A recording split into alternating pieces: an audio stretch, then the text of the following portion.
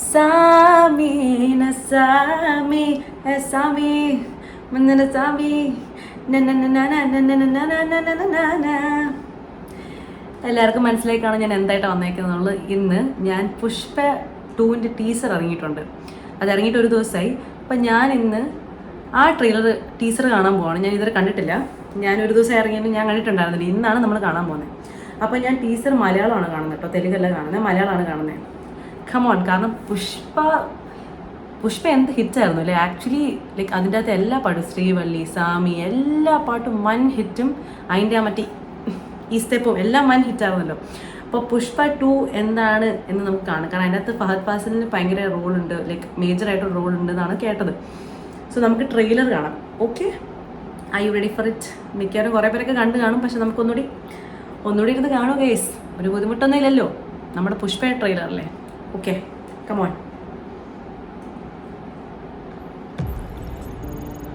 തിരുപ്പതി ജയിലിൽ നിന്നും വെടിയേറ്റ മുറിവുകളുമായി പുഷ്പ ആരാണ് അതൊക്കെ രക്ഷപ്പെട്ടു. പോലീസ് പുഷ്പയെ 10 റൗണ്ട് വെടിവെക്കുകയും അയാൾക്ക് വളരെ ഗുരുതരമായി പരിക്കേറ്റതായും സംശയിക്കുന്നു. 10 പ്രാവശ്യം വെടിവെച്ചിട്ടും രക്ഷപ്പെട്ടിട്ടോ. ശേഷാചലം കാടുകളിൽ പുഷ്പയ്ക്ക് വേണ്ടിയുള്ള കൂമിംഗ് ഓപ്പറേഷൻ തുടരുന്നു.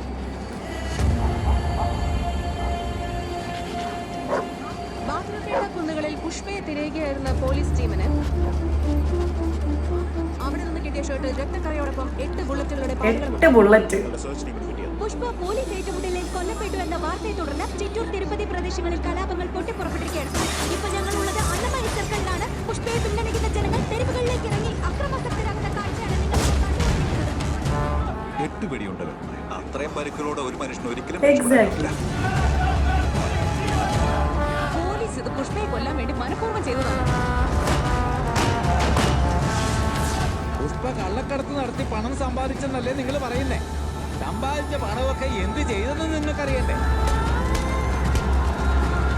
എന്റെ മോന്റെ ഹാർട്ട് ഓപ്പറേഷന് പുഷ്പ പണം തന്ന് സഹായിച്ചില്ലായിരുന്നെങ്കിൽ അതുകൊണ്ട് എന്റെ മോൻ ഇപ്പോഴും ജീവനോടെ.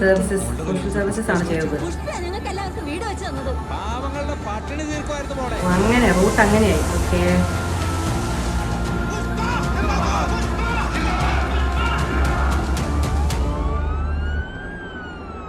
ഒരു മാസം കഴിഞ്ഞിട്ടും സെക്ഷൻ 144 പിൻവലിക്കാൻ കഴിയാത്ത സാഹചര്യമാണ്.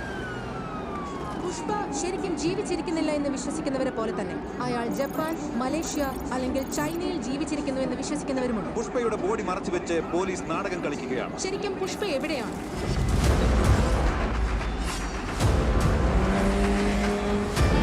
വന്നു അല്ല.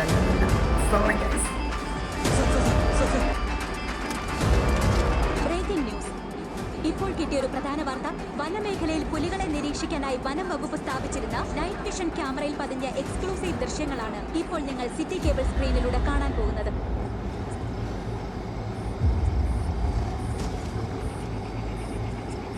പുലിനെ കടിക്കോടെ.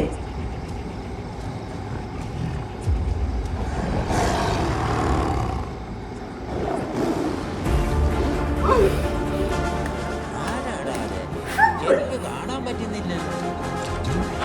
കാട്ടിലെ ജീവികൾ 2 അടി പുറകോട്ട് വെച്ചാൽ പുലി വരുന്നുണ്ടെന്ന അർത്ഥം. പുലി 2 അടി പുറകോട്ട് വെച്ചാൽ പുഷ്പ വരുന്നുണ്ടെന്ന അർത്ഥം. എനിക്ക് വയ്യ.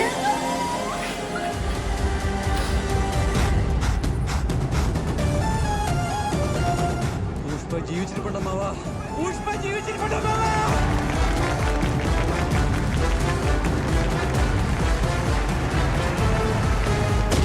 അരെ വാ, വന്നു നമ്മളാളെത്തി. പുഷ്പയുടെ റൂൾ.